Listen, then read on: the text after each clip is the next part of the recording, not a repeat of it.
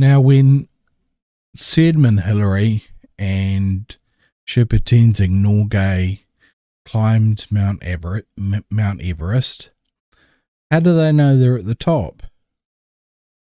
Well, there is this thing here, and it looks like a Maxima. If you cannot going up anymore, you must be at a Maxima. If they had got to this point and the slope was still going up, it wouldn't have been the Maxima. So turning points,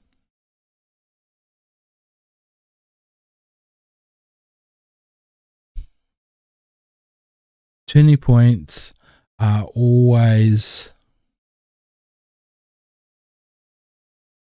maxima, minima, or saddle points. Remember what I said about saddle point? It's where we're going across, we're going up and up and up, and then we flatten out, and then we start going up and up and up again. That would be a saddle point.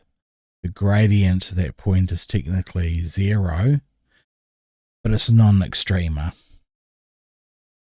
Top of Mount Everest, when you're first 2 people to climb Mount Everest, that's pretty extreme in every definition of the word extreme. No one had ever done that. They had to use extreme tools. This is oxygen and the flag that they planted. Yeah, that is definitely a maxima, because you can't go anymore. Okay. So here's a classic example of optimizing. So optimizing, let's get back to optimizing. It's who we want to find you the maximum or the minimum, the greatest, the least, the best, the worst, the highest, the smallest, the lowest. Optimize the greatest efficiency, the most profit. It's kind of a giveaway. Okay. Here's a really, really common, which is taught in pretty much all high school maths. We have a river. A river is running that way. And on this river, we want to build a goat enclosure. But it has to be a rectangular goat enclosure. Goat enclosure. So they have to be all at right angles. Now I know that I've got 120 meters of rope of fencing. What is the best way of doing it? And we don't need to fence along there. We need this side, this side, and this side. How are we going to do it, and what is it going to be? Well, let's call this side the width, and let's call this side the length. Let's call it capital L. And what do we know? Well, we know that the length, that's one of these lengths, plus that one width that we've got, plus another length that we've got, they all add up to 120 degrees, 20 meters. All right, fair enough. We can simplify this a bit more. 2L plus 1W equals 120. What else do we know? Well, we know that the area here, because it's a rectangle, is going to be L times W. Well, it's really messy because we haven't done multivariable calculus yet. In fact, I don't know whether you could solve it using multivariable calculus. And also, what are we going to do? What we're going to do is we are going to eliminate one of the terms so that it's in terms of the other term. And what I'm going to do here, I'm going to take this term here and I'm going to make W the subject. So 2L plus W equals 120.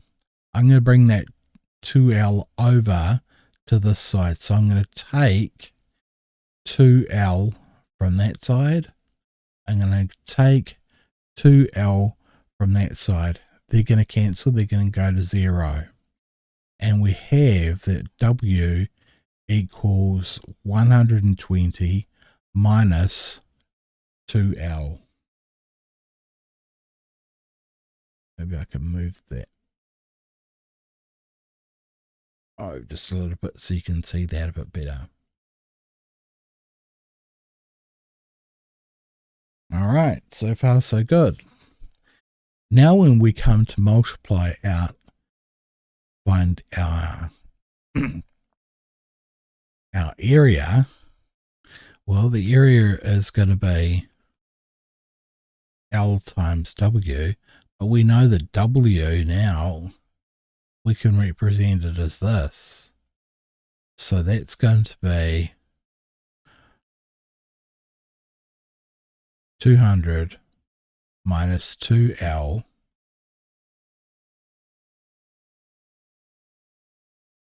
times L times W. And we know that W is that. Now let's expand the brackets out. So that's going to be equal to L times 120 is 120 L. L times minus L is 2L squared.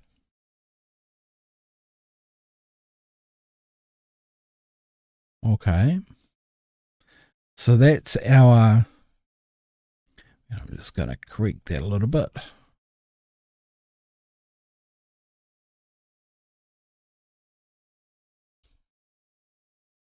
(120L minus 2L squared). Well, we know that's the function and we know we need to find the maximum of that function. So we're going to need to differentiate it. So we're going to need to differentiate the area with respect to L. It's an L, it's not a C. Okay, well, that's pretty easy. 200L, and there's a 1 there. So that's just going to be 120 minus 2 times minus 4. Minus 2 is minus 4. L loses 1. Okay, now we've differentiated it there. Now we need to find the turning point. Because remember, the maximum or minima is always at a turning point. So we're going to take this 120 minus 4L and we're going to set that equal to 0 and solve for L. So I'm going to take that 120 over. They're going to cancel. They're going to go to 0. But whatever I do to one side, I of course have to do the other side. So we're left with more negative 4L equals negative 120. And when we divide both sides by 4, by negative 4 I should say, L is going to be equal to 120 over 4, which is 30. Therefore, at the maximum area, L is going to be equal to 30 meters. And let's get back to our original equation. If L is 30 meters, that is 30 meters, and W must therefore be, well, if there's 120 around and 60 of them are taken by the L's, W must be 60. Now we've got enough to find out what the maximum area is. Well, quickly draw it again. That's going to be 60. That's going to be 30. Grab our calculators.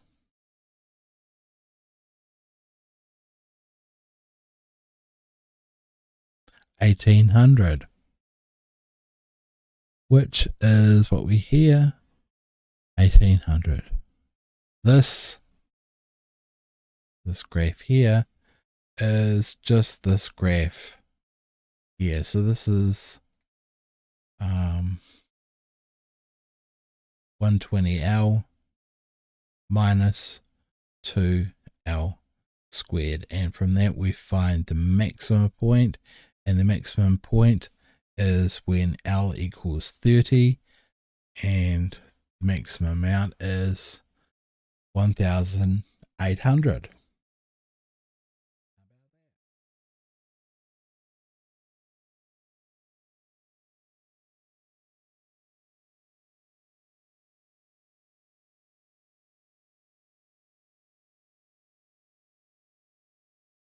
All right, let's start a few new questions. So a farmer has 120 meters of fencing to make a rectangular enclosure. What is the maximum possible area of the enclosure? Well, we're told that it's rectangular. So let's say we have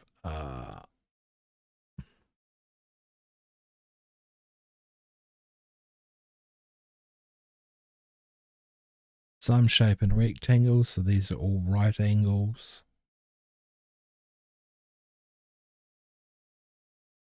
Okay, and let's call these that are going from left to right, let's call them X.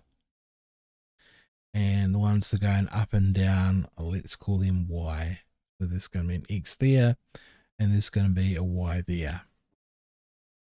And we're told that the perimeter is 120, so therefore 2x, because there's one there and one there, plus 2y equal 120. And I'm going to simplify that a little bit. I'm going to divide everything by 2. So I get x plus y equals 60. They're all multiplied by the same number, so we can do that. Okay. Now what do we want to do? Well, we know that the area here is going to be equal to x times y. But we know that if we play around with this,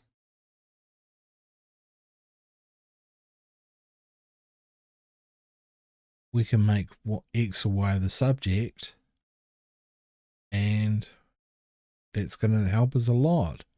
So let's take this one that I've done. Let's take y away from both sides. So therefore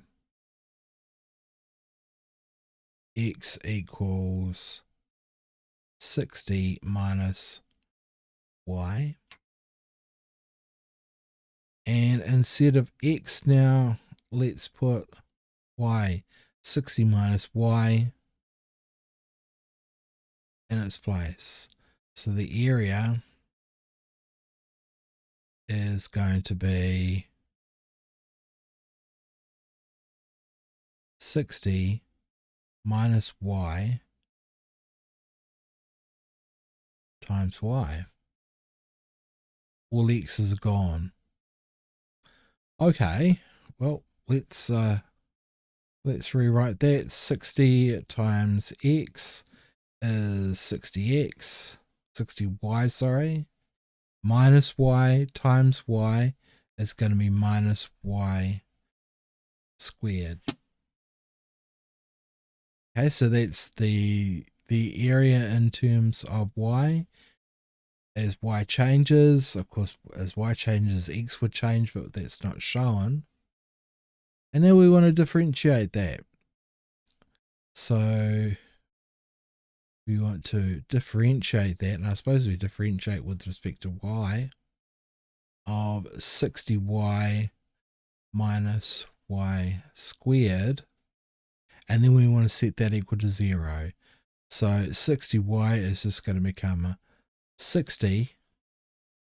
2 times 1 is minus 2y, and the 1 goes, and we're going to set that equal to 0 to solve, because it's a maxima or a minima problem.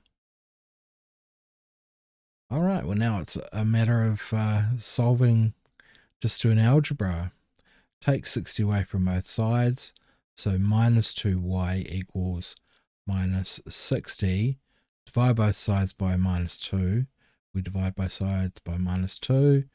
Y is going to be equal to 60 over 2, which is 30. Y is going to be 30. So these are going to be both 30. All right, but we're left with 120 meters to make up our rectangle.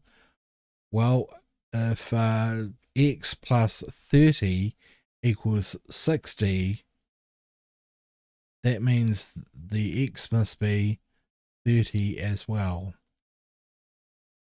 And we're going to be left with a square. And a square is the most efficient use of its perimeter to make an angle.